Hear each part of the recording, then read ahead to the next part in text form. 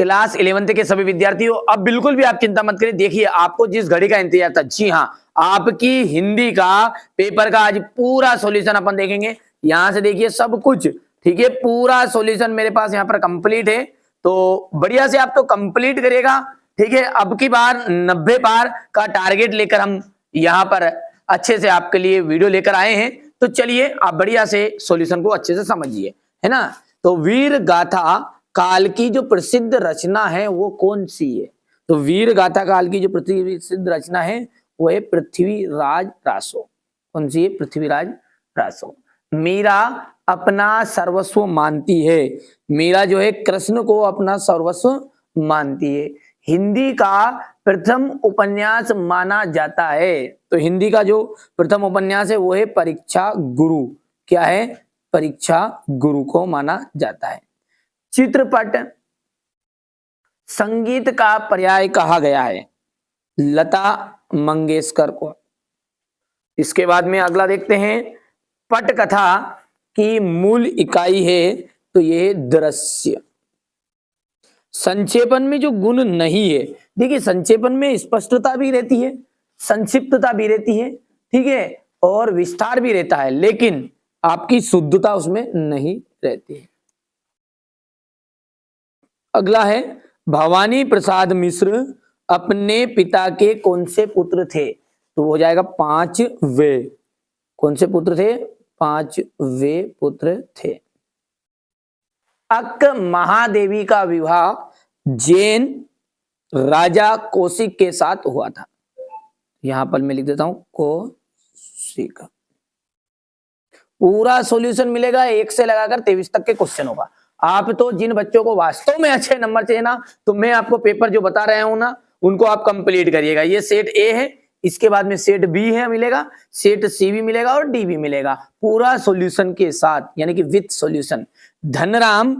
धनराम जो है 3रे दर्जे तक ही स्कूल का मुख देख पाया था। तो यहां पर लिख देते हैं 3रे। भारतीय संगीत में मुख्य वाद्य वीणा रहा है। जन संचार का लोकप्रिय और सबसे नया माध्यम है इंटरनेट।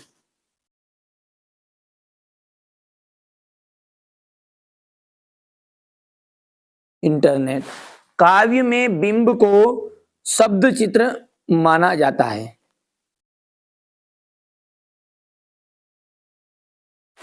ठीक है, इसके बाद में आगे बढ़ते हैं और अगला देखते हैं क्या है आपका। ठीक है, चलिए इसके बाद में अब आगे बढ़ते हैं तो आएगी आपकी जोड़ी।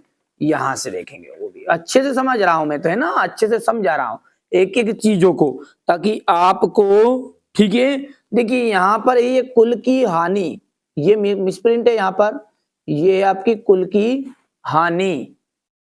तो देखिए कुल की हानि का जाएगा परिवार की मर्यादा। ओस के फूल, ओस के फूल है हमारा गद्य संग्रह। ठीक है, गरबा, गरबा कहां पर प्रसिद्ध है? ठीक है, गुजरात में, है ना। चलिए, मानव ज्ञान से संबंधित सूचना विश्व ज्ञान कोश। विभत्स रस का स्थायी भाव जुगुप्सा। शब्द युग्म, शब्द युग्म कितने प्रकार के होते हैं? तो 6 प्रकार के होते हैं। एकमात्र सहारा अंधे की लाठी, इसका एकदम राइट ऑप्शन रह जाएगा।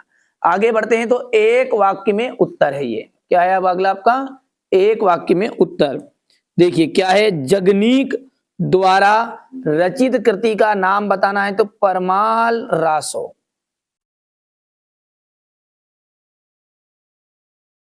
ठीक है, दूसरी बार लॉर्ड कर्जन के भारत आने से कौन प्रसन्न ना थे? तो लॉर्ड कर्जन के भारत आने से जो भारतवासी थे ना, वो प्रसन्न नहीं थे, भारतवासी। आलो आदरी किस भाषा का शब्द है? बंगाली भाषा का शब्द है।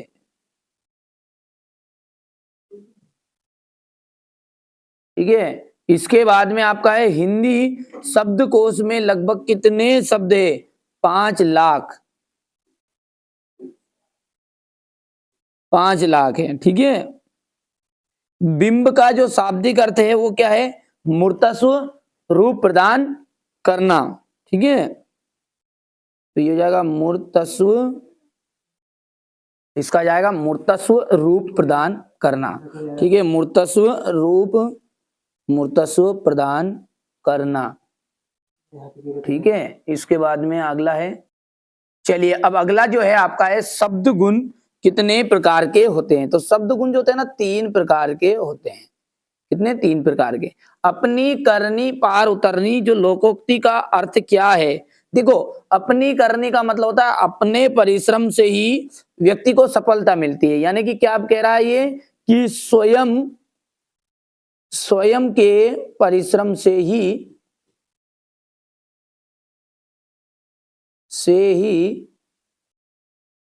सफलता मिलती है।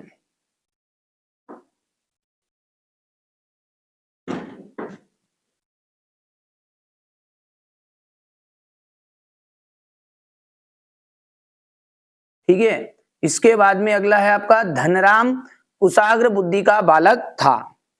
ठीक है भैया, यहां पर सत्य है या असत्य है? तो धनराम जो था ना थोड़ा मंदबुद्धि बालक था, इसलिए ये हो गया आपका असत्य। आगे की बात करें तो कृष्णा सोबती ने देश भक्ति से संबंधित कहानियां लिखी, असत्य है।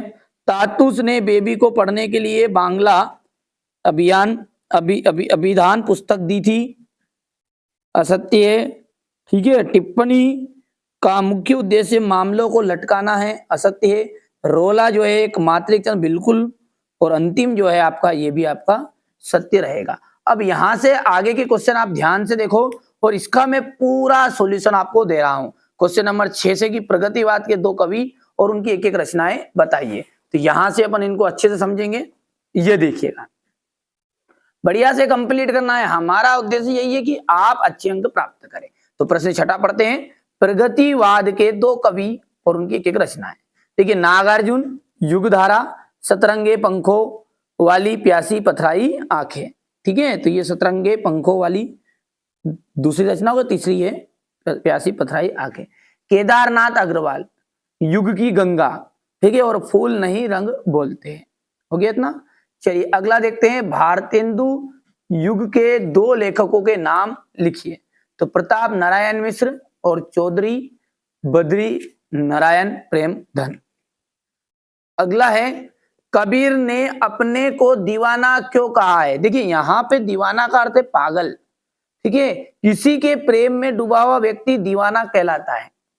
कबीर भी प्रभु की भक्ति में लीन है, जबकि संसार बहा आडंबरों में उलझकर ईश्वर की खोज कर रहा है। इसलिए कबीर ने कहा है कि उन्हें स्वयं को दीवाना कहा है। चलिए अगला देखते हैं, मीरा जगत को देखकर क्यों रोती है? ठीक है, मीरा कृष्ण के प्रति अनन्य की भक्ति जो है अनन्य है। वहां पूर्ण समर्पण के भाव के साथ अपने आराध्य को अपना पति मानकर उन पर अपना सर्वस्व न्यौछावर कर देती है, जबकि सांसारिक लोग निजी स्वार्थ के चलते उनकी आलोचना करते हैं, उन्हें उलाहने देते हैं और उन पर तीखे प्रहार करते हैं। यहां तक कि उन्हें विषपान करने के लिए भी विवश कर दिया जाता है। इसलिए मीरा जगत को देखकर रोती है। बढ़िया से, शांति से और धीरे से आप तो बढ़िया से कवर करिए। मैं अब सारी चीजें आपको प्रोवाइड करा रहा हूं। द्विवेदी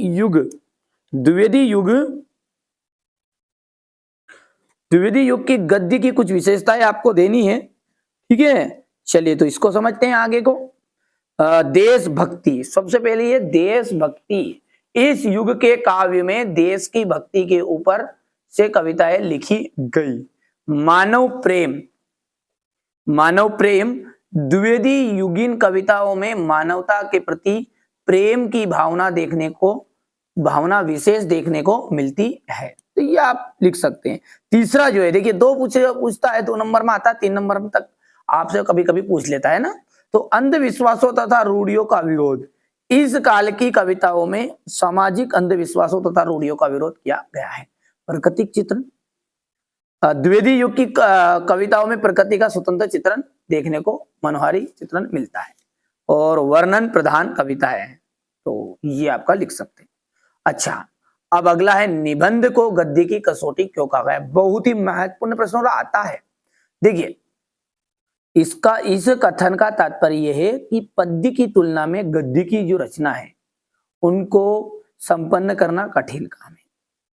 क्या कह रहा है कि इस कथन का तात्पर्य यह है कि पद्य की तुलना में गद्य की रचना को संपन्न करना कठिन कार्य है। क्यों है? क्योंकि यदि आप कविता वाली चीज देखोगे ना, तो उसमें 4 पंक्ति में से एक पंक्ति भी सही हो जाए, है ना, तो कवि की प्रसन्नता लोग करने लगते हैं। लेकिन ऐसा जब लेखक लिखता है ना, तो ऐसा नहीं होता है। तो ये यही बात बोल रहा है कि क्योंकि अगर 8 पंक्तियों वाली कविता में यदि एक भी पंक्ति भावपूर्ण लिखी जाती है तो कवि प्रसन्नता का भागी हो जाता है। परंतु गद्य के संदर्भ में ऐसा नहीं देखा जाता है। गद्यकार को एक एक वाक्य सुव्यवस्थित एवं सोच विचार कर लिखना होता है। उसी स्थिति में ही गद्यकार की प्रशंसा के योग्य होता है। गद्य में निबंध लेखन बहुत ही कठिन कार्य है। निबंध को स्वरुचिपूर्ण, आकर्षक एवं व्यवस्थित होना चाहिए, इसलिए निबंध को गद्य की कसौटी कहा गया है। तो यहां से आप बढ़िया से स्क्रीनशॉट ले लो, जितना हो सकता है मैंने समझाने का प्रयास किया है, ताकि आप याद भी कर सको, कोई दिक्कत नहीं, इतना कठिन प्रश्न भी नहीं। अगला है शिव शंभू की 2 गायों की कहानी के माध्यम से लेखक क्या कहना चाहता है। तो यहां से आप इसको कंप्लीट कर लेना। इसके बाद ही तो क्वेश्चन आंसर है, इनको एक एक बार पढ़ोगे ना, जिसमें याद हो जाएंगे। आगे बढ़ते हैं, और यहां से हो गया इतना। ये क्वेश्चन नंबर 10 है, हो गया। चलिए, यहां पर पूछा है कि ले कितने प्रकार की होती है, तो ये देख लीजिए, ले, विलंबित ले, मध्य ले और द्रुत ले। द्रुत ले का मतलब सबसे जल्दी, तीव्र, ठीक है। क्वेश्चन नंबर 11 को आप ध्यान से देखिएगा। इंटरनेट पत्रकारिता में दुनिया को किस प्रकार, ठीक है, समेत लिया है। यहां से देखिए ये,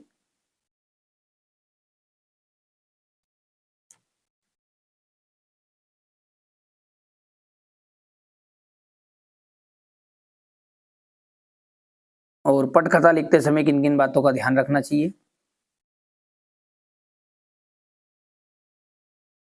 जैसे 5 पॉइंट बच्चों ने लिख दिए, 2 से 3 पॉइंट आप कर लोगे, जिसमें काम हो जाएगा। देखिए, ये प्रश्न तो आपको पता ही है, 10th में भी आता है, 9th में आता है, 12th, सबको ये पता है ना। तो महाकाव्य और खंडकाव्य में अंतर, यहाँ से स्क्रीनशॉट ले लो। आप क्या पढ़ो, इसको तो भर बच्चे जानता है, महाकाव्य और खंडकाव्य का अंतर को तो, ठीक है। ये हो गया इतना।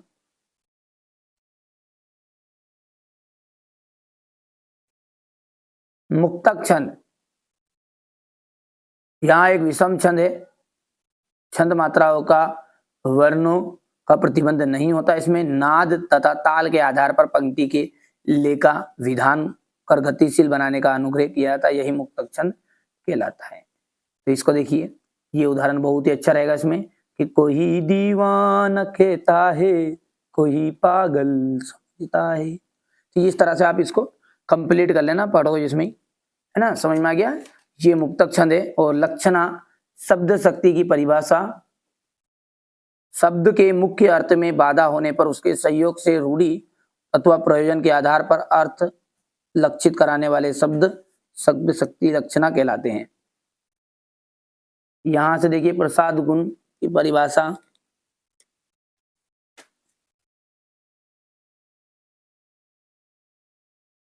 प्रभु जी तुम चंदन हम पानी, जाकी अंग अंग भास समानी, ये इसका उदाहरण रहेगा। ये मुहावरा है, काला अक्षर भैंस बराबर। तो अशिक्षित होना, मोहन की जो पत्नी है उसके लिए काला अक्षर भैंस बराबर है। आंखों का तारा होना, ठीक है, बहुत ही प्यारा होना। तो यहां पर देख लीजिएगा, एक अनंत नाम का लड़का, वो अपने माता पिता के आंखों का तारा, इस तरह प्रयोग कर सकते हैं।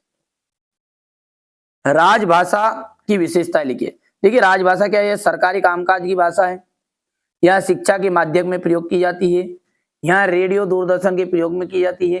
राजभाषा की राष्ट्रीयता की भावनाओं को बल मिलता है। हो गया इतना। इसके बाद में निर्देशानुसार वाक्य परिवर्तन।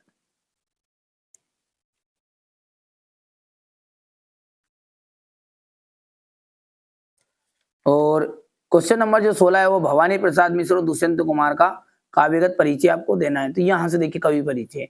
वैसे हमारे एमपी बोर्ड में ना ये चीज फालतू चीज पूछते ही नहीं है ना, बहुत समझदार लोग हैं। आपको उसे रचनाओं से पूछेगा, है ना, कहाँ से पूछना है, रचनाओं से। तो आप भी क्यों पढ़ो अभी हाल फिलहाल। यहाँ से देखिए रचनाएं, भाव पक्ष, कला पक्ष,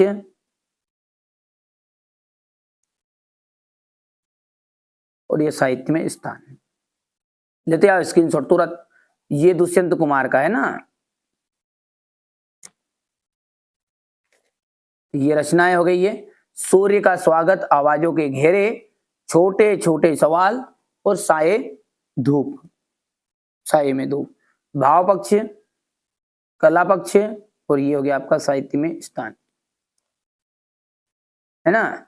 चलिए यहां से देखिए बाल मुकुंद गुप्त, तो ये इसका जीवन परिचय यहां से देखिए। ये इनका साहित्य परिचय लिखना है ना। ये यहां से रचनाएं देखिए, अपनी रचनाएं।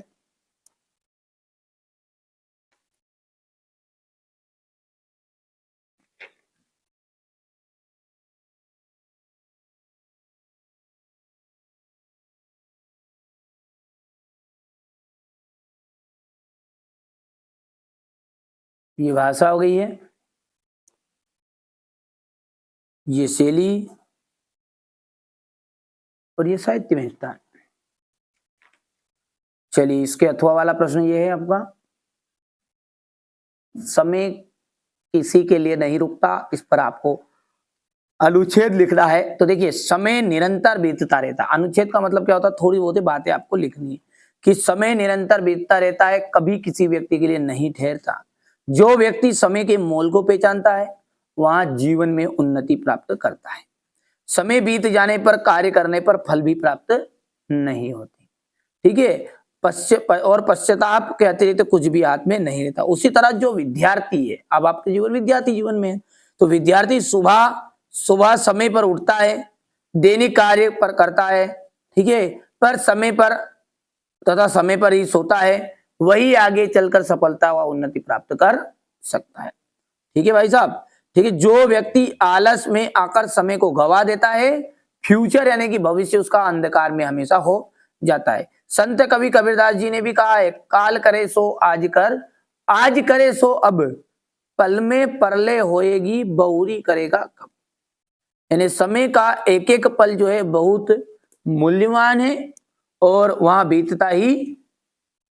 बीता हुआ पल वापस लौटकर नहीं आता। इसलिए समय का जो महत्व है उसको पहचानना चाहिए, और प्रत्येक विद्यार्थी को नियमित रूप से अध्ययन भी करना चाहिए और अपने लक्ष्य की प्राप्ति करनी चाहिए, ठीक है। जो समय बीत गया उस पर अब, ठीक है, उस पर वर्तमान समय को बर्बाद ना करके आगे की सुध लेना ही बुद्धिमानी होती है, ठीक है भैया। चलिए आगे बढ़ते हैं, और क्वेश्चन नंबर जो 19 है इसमें देख लीजिए आप। प्रश्नों को मैं आपको बताना पड़ेगा, पहले यहां से देखिए आप। ये है आपका क्वेश्चन नंबर 19, ये हो गया। ये ज्ञान राशि से संचित नाम का ही साहित्य है। तो ये आपका प्रश्न के अनुसार उत्तर है, ज्ञान राशि से संचित नाम का, ये बाकी और यहां पर बचा हुआ है। पहला प्रश्न है कि ज्ञान राशि से संचित कोष का नाम क्या। अच्छा, ये जो पूरे बड़े बड़े क्वेश्चन है ना, इनको मैं आपको एक सेपरेट वीडियो में और अलग से कवर करूंगा, है ना। यहाँ पे तो थोड़ा सा सॉल्यूशन दे रहा हूँ जल्दी जल्दी, है ना। ज्ञान राशि संचित नाम का जाएगा, देखिए साहित्य है, ठीक है। अगला दिया है उसने कि समाज का सर्वोत्तम फल है साहित्य। साहित्य किसे कहते हैं, तो ज्ञान राशि संचित कोष का नाम ही साहित्य हो गया है। ये सबका हित अगला फलाना ढिमका शीर्षक साहित्य हो गया है। सारांश पूछा तो ये सारांश कर देना आपको, ठीक है, हो गया इतना।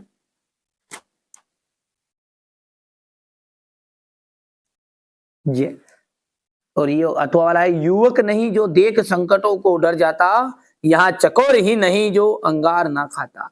बलिदानों का पंत नहीं जिसने पहचाना, अरे कह देगा यहाँ कौन है वहां भी है परवाना।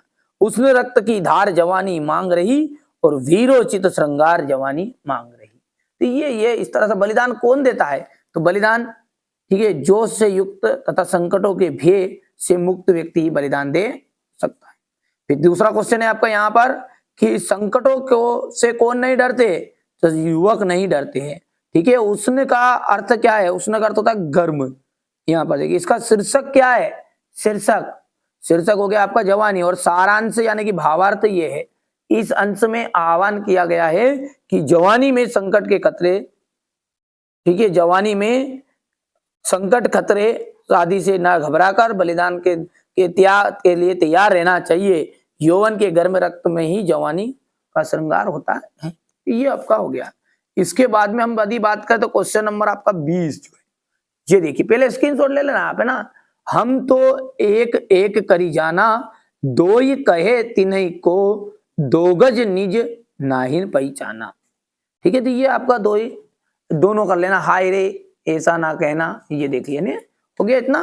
तो यहां से आप ये क्वेश्चन नंबर 20 को आप देख लीजिए, ये प्रसंग हो गया, ये व्याख्या हो गई। थोड़ा छोटा कर देते हैं ये। अभी यहां से ये संदर्भ हो गया, हाई वाला प्रसंग हो गया, और ये व्याख्या हो गई।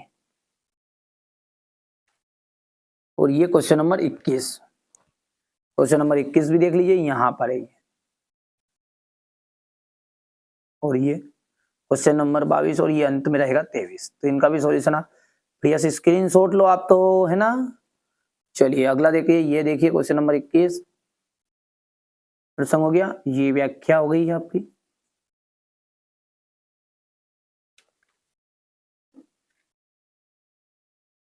ये संदर्भ, प्रसंग और ये व्याख्या हो गया इतना। चलिए आगे बढ़ते हैं, और क्वेश्चन नंबर जो 22 है, स्थानांतरण प्रमाण पत्र दे करने हेतु तो प्राचार्य को आवेदन पत्र लिखना है। ये हो गया।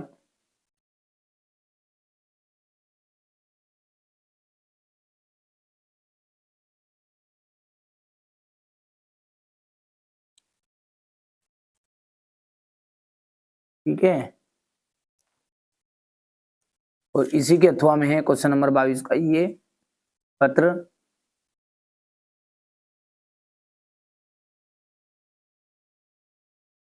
हो गया।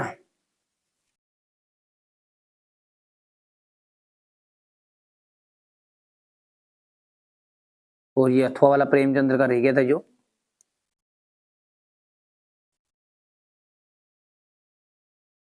रचना ऐसे शुरू है, यहाँ से अपने एमपी बोर्ड में पूछता है भाषा, और ये शैली, और ये साहित्य में नहीं छूट गया था बीच में कहीं प्रश्न, ठीक है। तो ये मैंने आपको सेट ए का पूरा पेपर बता दिया। आप यहाँ से देखिए सेट बी का सॉल्यूशन भी है, ये पूरी कॉपी भरी हुई है आपके नोट्स से ही, है ना, हिंदी के, ठीक है। बिल्कुल जो भी पेपर मेरे पास उपलब्ध होंगे, और जो भी पेपर आप कंप्लीट करोगे, 100% दावा है, यदि आपको यहाँ पर टॉपर बनना है और आप चाहते हैं वास्तव में कि आपको कम समय में ज्यादा चीजें मिले, तो ये 4 पेपर कर लो।